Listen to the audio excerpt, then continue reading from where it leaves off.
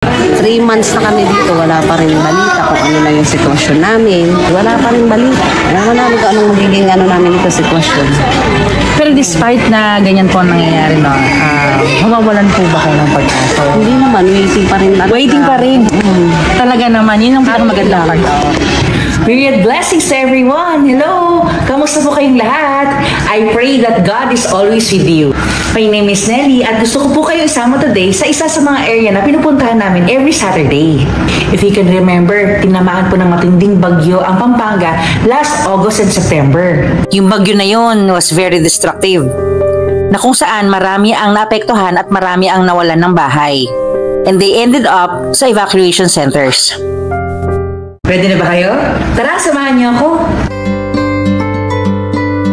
2 buwan na rin po nakakalipas, pero kahit gustuhin man nilang umuwi, wala na po sila uuwian dahil nasira po na ng tuluyan ang kanilang mga bahay. Hindi ito alam ng mga marami, pero karamihan ng mga pamilya at mga biktima ay still nasa evacuation centers pa rin hanggang ngayon. Now, baka meron dyan mag-iisip o magbabahid politika na naman ha. Kesyo ganito, kesyo ganyan. This video is not about politics. But the LGU is already doing something for these people, but it may take time. Kaya, there is someone here with a big heart by the name of Miss Alicia na nag-organize ng weekly visits dito sa mga victims ng bagyo. Kahit once a week lang, lalo na para sa mga bata.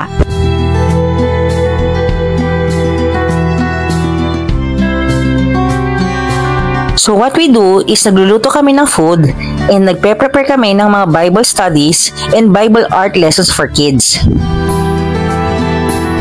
And kaunting livelihood program ideas naman para sa mga adults. Most of our expenses are from our own pockets and some donations from individuals and from Victory Mabalacat.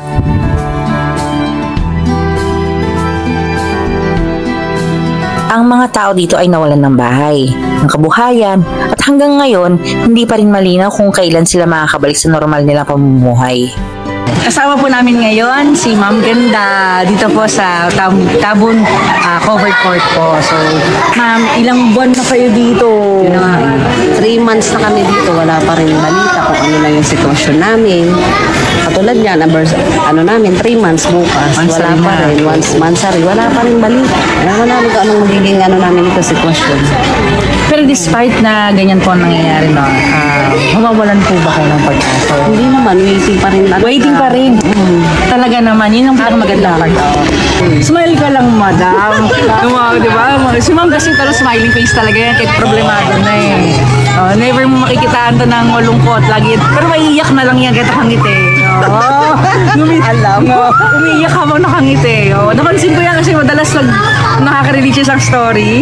Biglang tatawa tapos iiyak na lang. Hindi mo malaman kung tears of joy o tears of sadness. So kada Sabado, bumabalik kami dito. Simple lang. May kaunting pagkain, kaunting tulong, at higit sa lahat, kaunting oras para iparamdam na hindi sila nakakalimutan ng Panginoon. Kasama talaga sa mission namin is to share the gospel and thank God that they are really open to hear God's word. Hindi naman malaki ang kaya namin ibigay. Hindi naman kami mayayaman. We are just group of moms na gustong makatulong.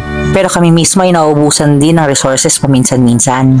Pero naniniwala kami na ang maliit na kabutihan kapag pinagsama-sama magiging malaking pag-asa. And sa part naman ng Myriad, we've decided to commit na bawat produktong nabibili sa Myriad, part of the proceeds ay diretsyong pupunta sa mga kababayan nating to. Hindi para sa negosyo, kundi para sa pagbangon nila.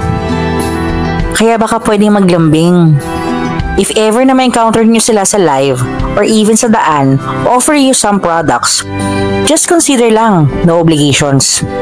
And kung gusto nyong makatulong, minsan hindi naman kailangan ng malaking donasyon. Kailangan lang ng malasakit. If you have resources to spare naman, visit them.